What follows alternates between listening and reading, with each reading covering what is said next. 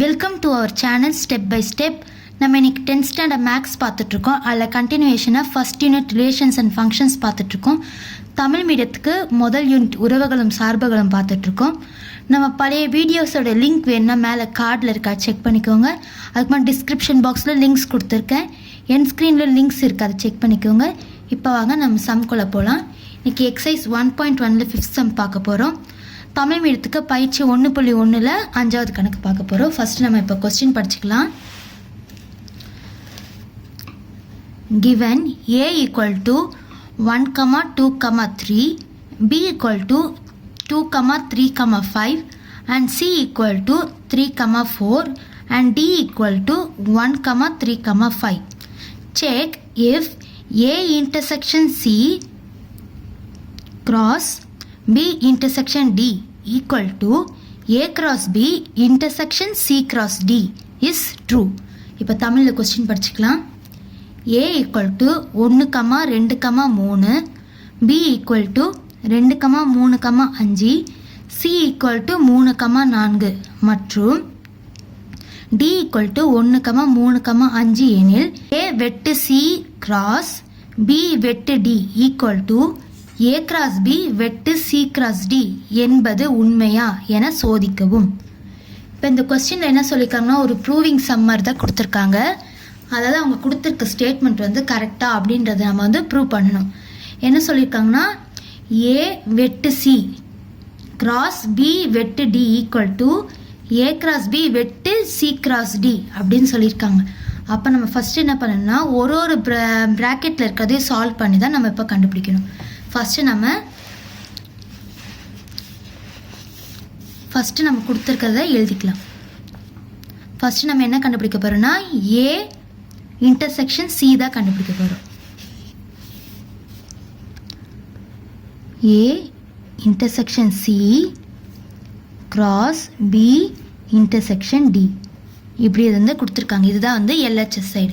இந்த எல்ஹெச்எஸ்ஐ கண்டுபிடிக்கிறதுக்கு ஃபஸ்ட்டு நம்ம a இன்டர்செக்ஷன் c தான் கண்டுபிடிக்கணும். a வெட்டு c, a இன்டர்செக்ஷன் c.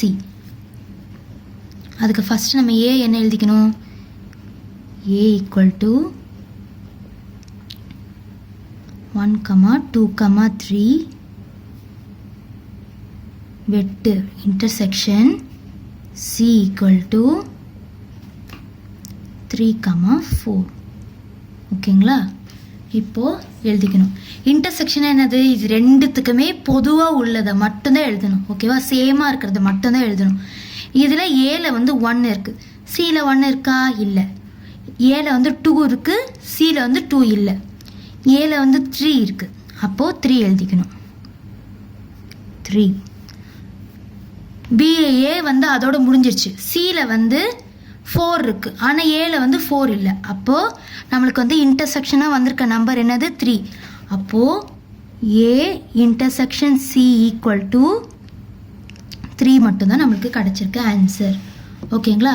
இப்போது பி இன்டர்செக்ஷன் டி அதை கண்டுபிடிக்க போகிறோம். அதுக்கு நம்ம இப்போ பி எழுதிக்கிறோம். B equal to 2, 3, 5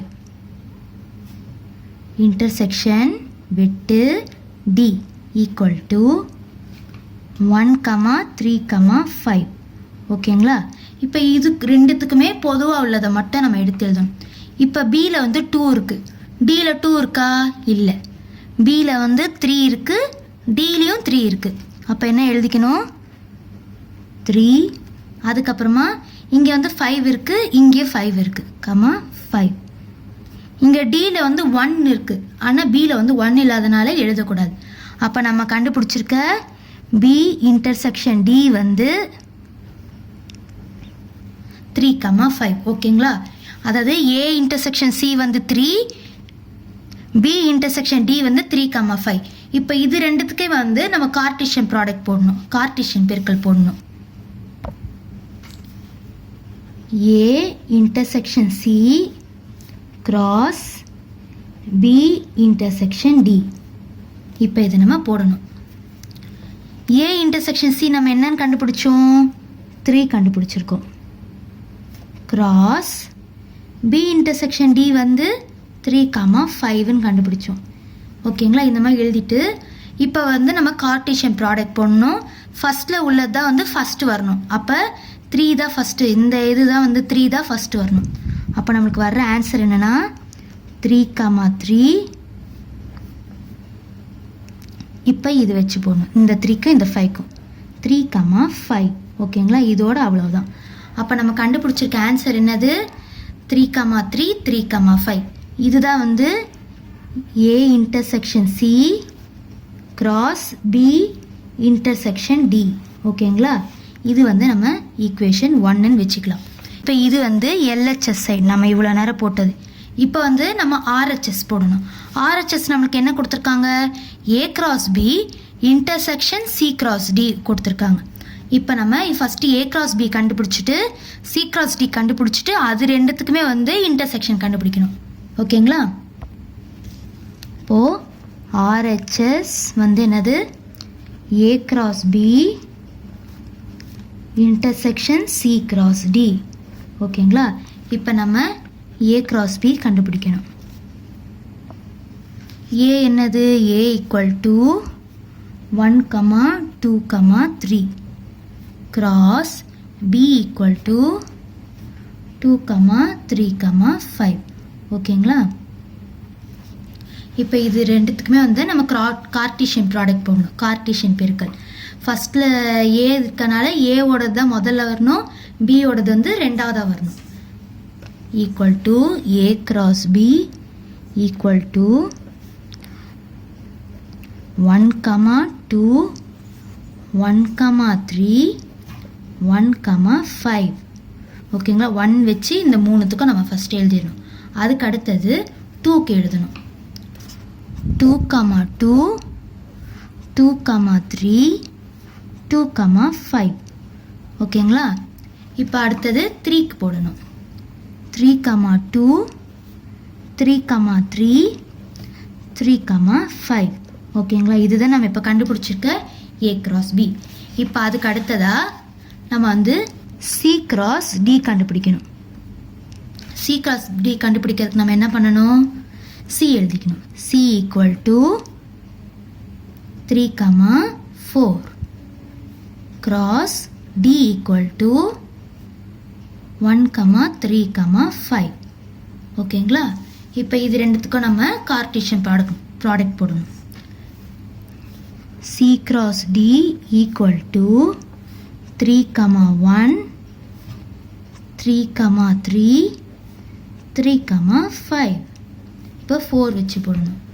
4, 1, 4, 3, 4, 5.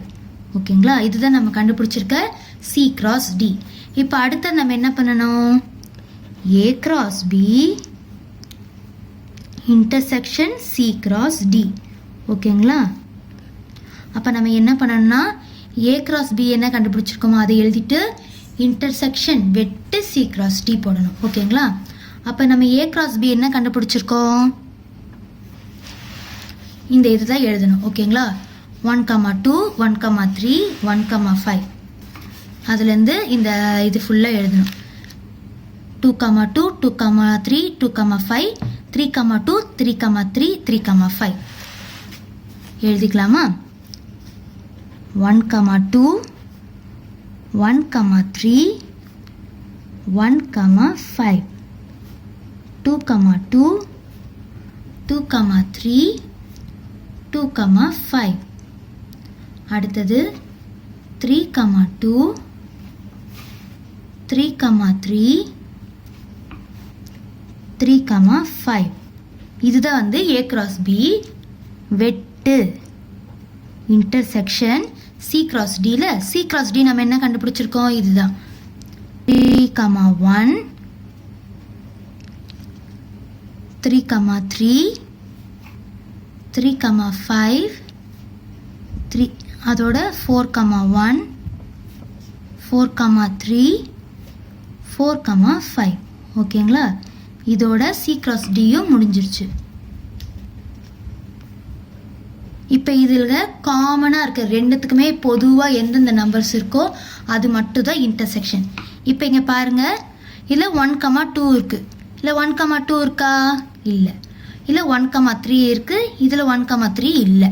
இல்லை 1,5 இருக்குது, இல்லை 1,5 இல்லை. அதுக்குமா 2,2 இங்கே இருக்குதா பாருங்கள்? கிடையாது. 2,3 இருக்கா? கிடையாது. 2,5 கிடையாது. அதுக்குமா 3,2. 3,2 இருக்கா? கிடையவே கிடையாது. 3,3 இருக்கா? இதோ இருக்குது 3,3. ஓகேங்களா? அடுத்தது 3,5 இருக்கா? 3,5 இருக்குது. அப்போ இது 2 தான் நம்ம வந்து கண்டுபிடிச்சிருக்க ஆன்சர். இல்லை 4,1, 4,3, 4,5 இருக்குது. ஆனால் இந்த A cross Bயில் அது இருக்கா? கிடையாது. அப்போ நம்ம கண்டுபிடிச்சிருக்க ஆன்சர் என்னது?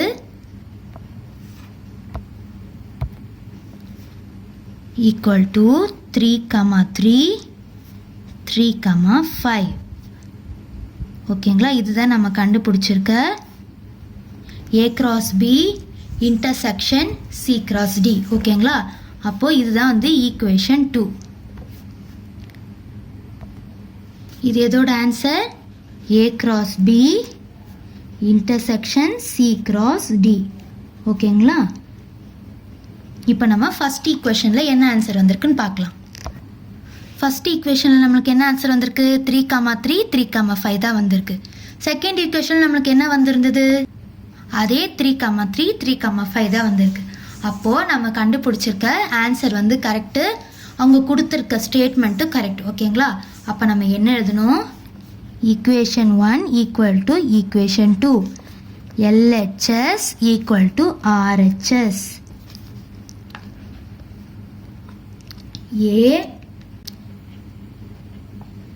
A வெட்டு C cross B வெட்டு D equal to A cross B வெட்டு C cross D